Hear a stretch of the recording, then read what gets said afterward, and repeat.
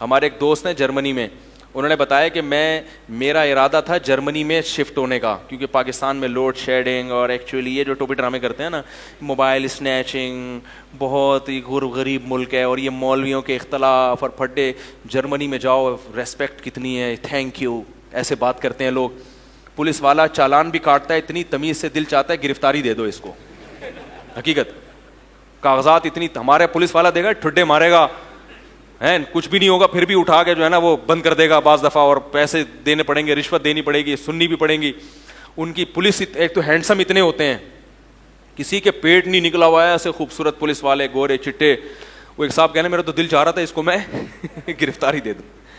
تو اتنا نظام, اور گورنمنٹ بے روزگاروں کو الاؤنس دیتی ہے. کہہ رہا وہ مجھے خود میرا شاگرد ہے, وہ کہہ رہا ہے میں نے ارادہ کیا یار میں ادھر ہی رہوں گا یار, پاکستان واپس نہیں جاؤں.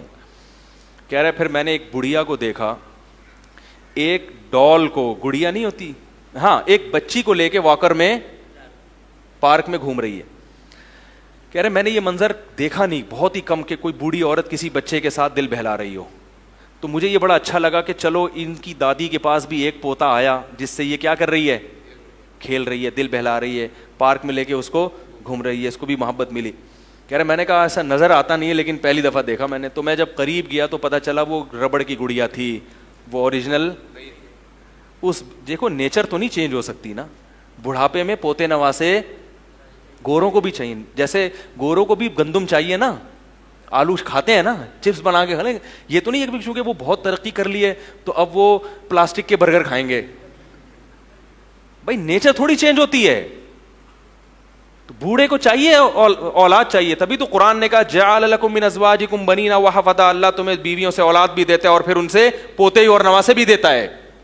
یہ تو نعمت بیان کر رہا ہے قرآن. اور اس میں یہ بھی بتا رہے کہ عورت کی سب سے زیادہ قدر والی چیز ہی ہے کہ وہ تمہیں کیا دیتی ہے, اولاد, اور آپ نے اسی پہ بریک لگا دی. صحیح ہے نا. عورت کی جو قدر کرنے کا قرآن حکم دے رہا ہے, اس کی بڑی وجہ یہ کہ اس سے زیادہ بہترین سرمایہ تمہارے پاس نہیں ہے. کہ تمہیں کیا دے رہی ہے یہ اولاد, انسان دے رہی ہے, انسان. تو یہ سب سے بڑی قدر کی چیز ہے.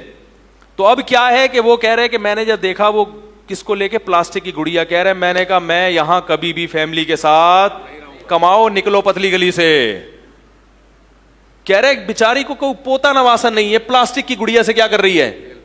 جیسے ہمارے چھوٹی بچیاں ہوتی ہیں نا, ان کو شوق ہوتا ہے بھائی کوئی گڑیا ہو, تو وہ ہم ڈال لے کے دے دیتے ہیں اس کو. علامہ ابن تیمیہ نے لکھا ہے, بعض ائمہ کا مذہب یہ ہے کہ بچی کے لیے گڑیا سے کھیلنا جائز ہے, تصویر اسلام میں حرام ہے نا. تو امام ابو حنیفہ کا مذہب یہ ہے کہ بچی کو گڑیا جو ہے نا اس کی ناک کان آنکھ مسخ کر کے دے سکتے ہیں, ویسے نہیں دے سکتے. لیکن جمہور کا مذہب کیا ہے کہ بچی کو گڑیا سے کھیلنے دینا جائز ہے. وہ کہتے ہیں کہ اسلام نے اس لیے اسے اجازت دی ہے کہ بچی کی فطرت ہے, نیچر ہے. اللہ دیکھو بچے کا گڑیا سے کھیلنے سے کبھی بھی دل, بچہ بنٹے کھیلے گا, لٹو کھیلے گا, مارم پیٹی کھیلے گا, گھنٹیاں بجا بجا کے بھاگے گا, یہ اس کا کھیل ہے. لیکن بچی کیا کرے گی, گڑیا سے کھیلے گی. تو قدرت نے اس کی فطرت میں اولاد کی محبت ڈال دی. اب جب وہ اپنی اصل نیچر پر آئی ہے تو میڈیا نے اس کو پٹیاں پڑھا دی, نہیں نہیں نہیں نہیں نہیں, ٹھیک ہے نا. تو یہ اس کا مطلب یہ سب نیچر کے خلاف ہے, سب فطرت کے خلاف چل رہا ہے. تو اس لیے وہ جمہور کا مذہب یہ ہے کہ بھائی بچی گڑیا سے کھیل سکتی ہے کیونکہ یہ اس کی فطرت ہے, وہ اس کو آپ اس کو. تو ہم یہ کہتے ہیں کہ بھائی بہتر ہے کہ اس کی آنکھ ناک تھوڑی سی کیا کر دو. اب میری بچی کیا کہتی ہے, ابو گڑیا چاہیے, ٹیپ لگا کے ٹیپ لگا, وہ بڑی ہو جائے, اس کو پتا ابا گڑیا نہیں لا کے دے گا, ابو پہ ٹیپ لگا کے چاہیے گڑیا, پہلے سے بولے آنکھوں پہ ٹیپ لگا لیں گے اس. تو اب وہ بوڑھی کی عورت کیا کر رہی ہے, بوڑھیا. اور باپ کو اولاد سے اتنا بچوں سے مزہ نہیں آتا جتنا دادا کو آتا ہے. اس کی وجہ یہ ہے کہ باپ تو بچوں سے دل لگی تو کرے گا, مگر خرچہ بھی کون اٹھائے گا, باپ. بیمار بھی دادا صرف بچوں سے دل لگی کرتا ہے. بچے ذرا سا پیشاب کر دیں فوراً والدین کے, یہ تمہارا بچہ ہے پالو اس کو. ابھی تھوڑی دیر پہلے میرا بچہ تھا, وہ فری پھوکڑ کے مزے ہیں بھائی, فری پھوکڑ کے مزے ہیں. تو تم بھی میرے بھائی یہ 2 بچوں والا 3 بچوں والا تربیت کے نام پہ جھانسے دے دے کے تمہیں الو بنایا جا رہا ہے, اور پھر نتیجہ یہی نکلے گا کہ بڑھاپے میں کیا کرو گے, گڑیاؤں سے کھیلو گے, ٹھیک ہے نا.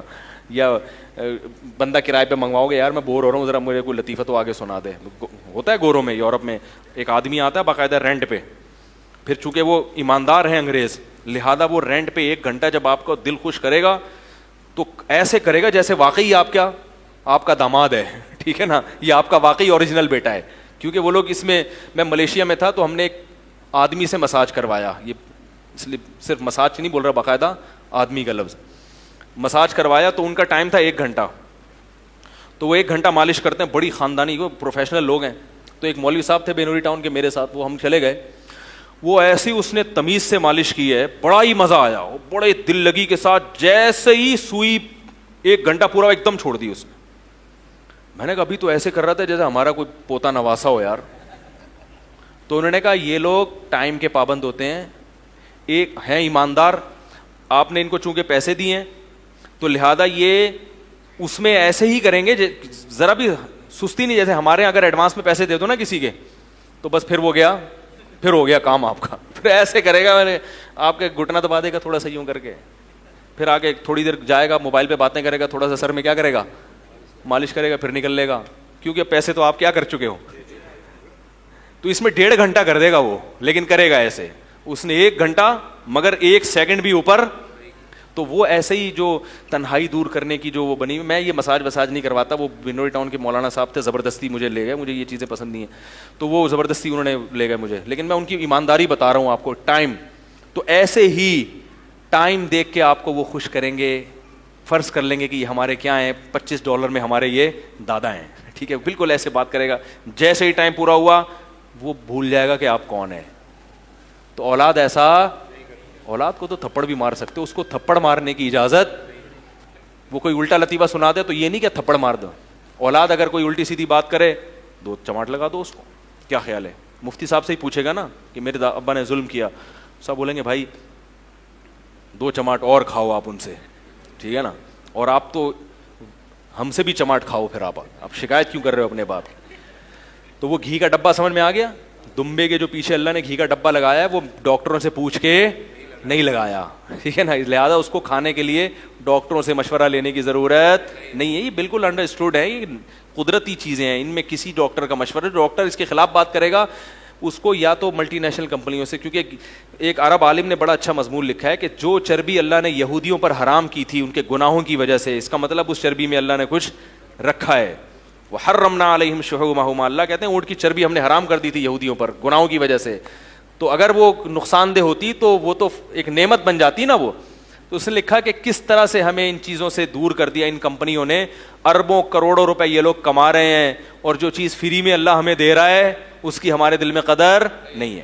میں ایک غریب لوگوں کے گھر گیا, اتنے غریب کھانے کو روٹی نہیں, لیکن جب میں نے ان کے بچے دیکھے ایسے خوشنما, ان کے اسکن بہترین اور ایک قد ان کے, میں نے کہا یار کمبختوں گیا کھانے کو روٹی ہے نہیں, اور ان بچوں کے قد اور ان کی اسکن دیکھو ایسے جاندار خوبصورت. میں نے کہا یہ کیا مسئلہ ہے یار. پتہ یہ چلا کہ بیچاروں کے پاس کوکنگ آئل کے پیسے نہیں ہوتے تو قربانی کے جانوروں کی چربیاں جمع کر کے پگھلاتے ہیں پورا سال. بولو بھائی, یہ وہ چربیاں بول رہی ہیں, سمجھ میں آ رہی ہے بات.